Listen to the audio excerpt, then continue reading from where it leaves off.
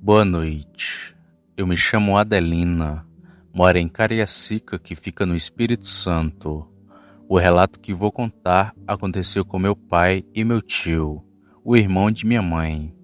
Os dois juntos viram um lobisomem no ano de 1967, época em que eu nem era nascida.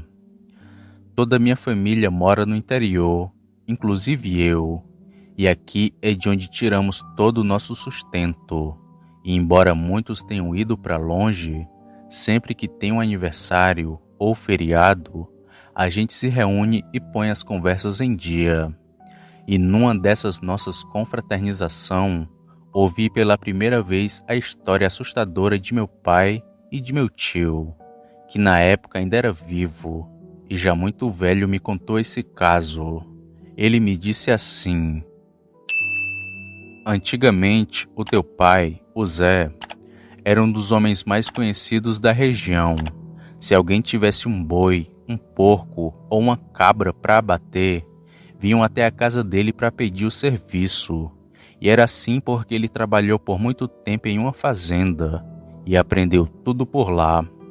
E depois que o Zé deixou de ser caseiro, começou a abater os animais de vizinhos e conhecidos.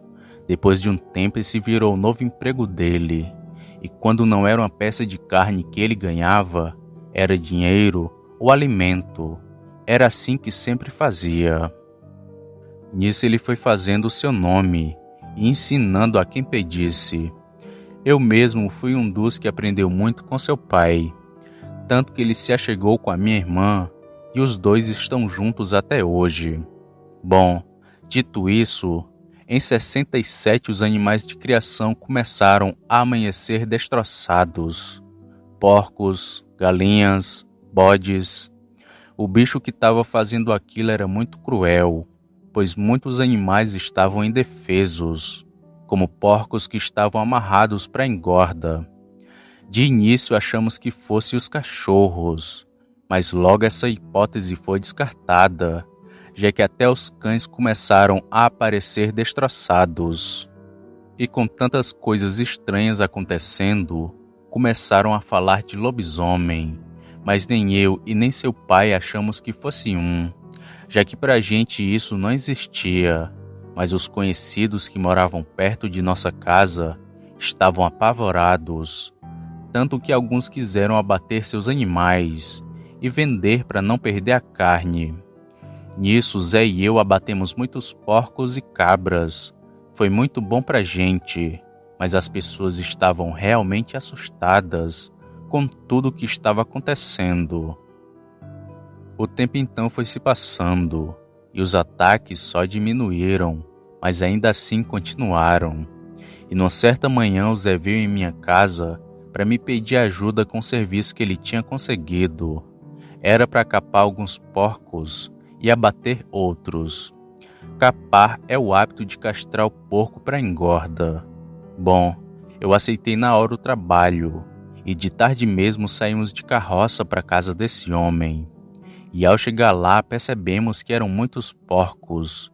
Deviam ter uns 20 leitões para capar e uns 4 para o abate. Era muito serviço para 2 homens, mas mesmo assim fizemos o trabalho. O homem foi bem generoso com a gente, pois depois que terminamos o serviço, nos deu uma banda de porco e uma certa quantia em dinheiro. E quando saímos de sua casa já era por volta de umas 7 ou 8 da noite, que para interior é muito tarde, mas mesmo assim seguimos de volta para nossa casa. E estava uma noite muito boa, apesar de não ter lua para clarear o nosso caminho. Foi quando, do nada, escutamos algo vindo correndo atrás da gente. Seja lá o que fosse aquilo, pulou em cima da carroça, que pesou, tanto que o burro não teve mais forças para andar. Olhamos para trás e não víamos nada, só um cheiro de podre e um roncado muito alto. O Zé então pegou o cipó que batia no burro e deu uma cipoada naquilo que estava ali, mas aquele ser nem se moveu. Foi aí que peguei o isqueiro que guardava no bolso da camisa e apontei na direção daquela coisa. e só vimos uma costa larga e muito peluda. Era que nem de um macaco. Aquilo pegou a banda de porco que a gente levava e pulou da carroça indo em direção à mata. Assustado, o burro se pôs a correr e saímos de onde aquele estranho ser estava.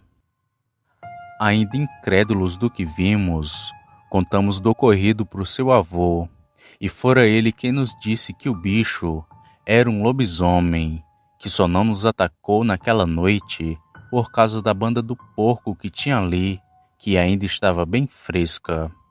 Ele estava de costas em cima da carroça, e era bem maior que eu e seu pai. Quando ouvi pela primeira vez esse relato deles, fiquei apavorada e não dormi por noites, já que onde eles viram o lobisomem é o lugar onde moro com meu esposo e filhos até hoje. Mas graças a Deus, nunca mais ouvimos falar de nada do tipo. E segundo meu tio, aquele bicho só ficou aqui por alguns meses. Depois foi embora, sabe-se lá para onde.